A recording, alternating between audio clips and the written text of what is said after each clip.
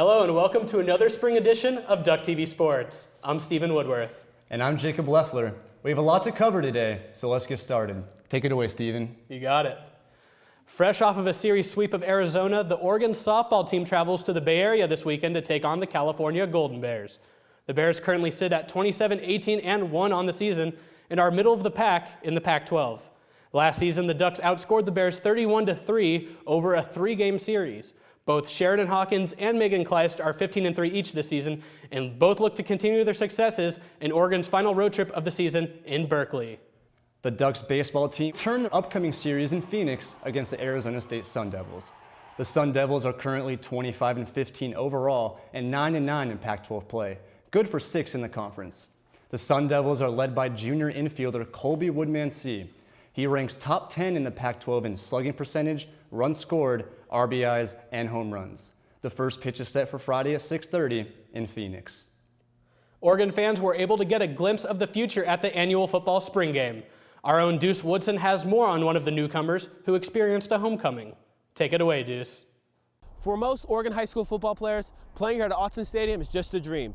On Saturday at the spring game, that dream became a reality for one Oregon native, linebacker A.J. Hotchkins.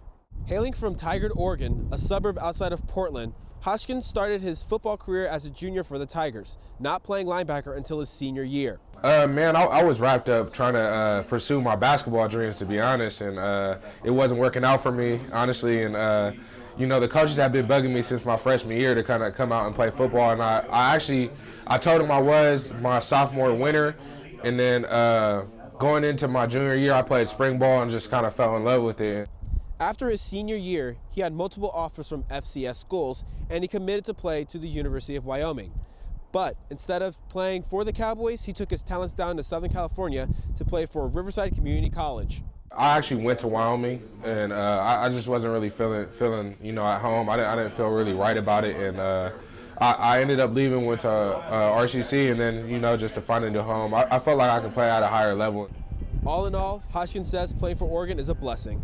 My mom was in the stands, so I know that means a lot to her. I feel like the support just locally just means a lot to me, and I feel really at home, to represent my state and my city. Hotchkins finished the game with 5 total tackles, and he said he's just trying to get his IQ higher before the opening day game against UC Davis. Reporting from Autzen Stadium with Duck TV Sports, I'm Deuce Woodson. Back to you at the desk. Thank you, Deuce. Former Oregon distance runner Carlos Trujillo won the 10th annual Eugene Marathon this past Sunday, qualifying himself for the Olympics this summer. People lined the streets in support for all the participating runners. Approximately 5,000 runners showed up to compete in the full and half marathons. This is the first time in the marathon's 10-year history that there was a participant from every state in the U.S. The Oregon Twilight begins this Friday. Competitors from a variety of levels will make their way to Tracktown, USA. There will be 41 total events between the men and the women. Professional, collegiate, and middle school athletes will take the track at historic Hayward Field. The event begins at 2:55 p.m. with the 3,000 meters for masters men and women, and the final event will take place at 6:57 with the 110-meter hurdles. This is the final meet before the Pac-12 championships in Seattle. And now we take it to Courtney Bodine, who has 3 standout athletes that make up this week's Triple Threat. Thanks, guys.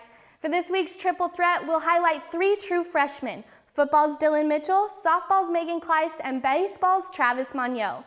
Dylan Mitchell, who's one of the Ducks' newest wide receivers, is an early enrollee for the football team. During his senior year in high school in Tennessee, Mitchell had over 30 touchdowns, accumulating well over 1,000 receiving yards.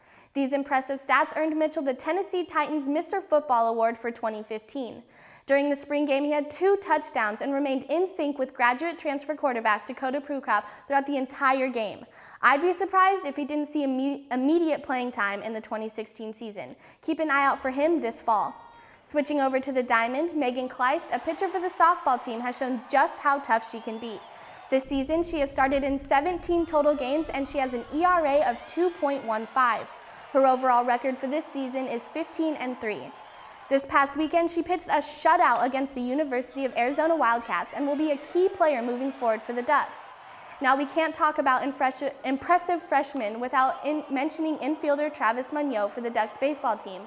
Monyo started all 36 games with 12 runs batted in on the season. Monyo has 5 home runs so far, which puts him just 1 home run away from beating the single-season record for a freshman. He tied the record this last Saturday against the Washington State Cougars and is sure to continue making an impact for the Ducks for seasons to come. That wraps up this week's Triple Threat. Keep a close eye on these up-and-coming freshmen this spring. Back to you guys at the desk. Thanks, Courtney. It should be yet another exciting week of Oregon athletics ahead. And that wraps up our show for the week. Be sure to follow us on Twitter at DuckTV Sports and on Instagram at DTV Sports. Also, check out our website for game recaps, articles, analysis, and more. And look out for our new highlight show, Duck TV for 3, every Sunday night. Until next time, I'm Stephen Woodworth. And I'm Jacob Leffler. Shout out to my mom and all the moms out there. Have a great Mother's Day.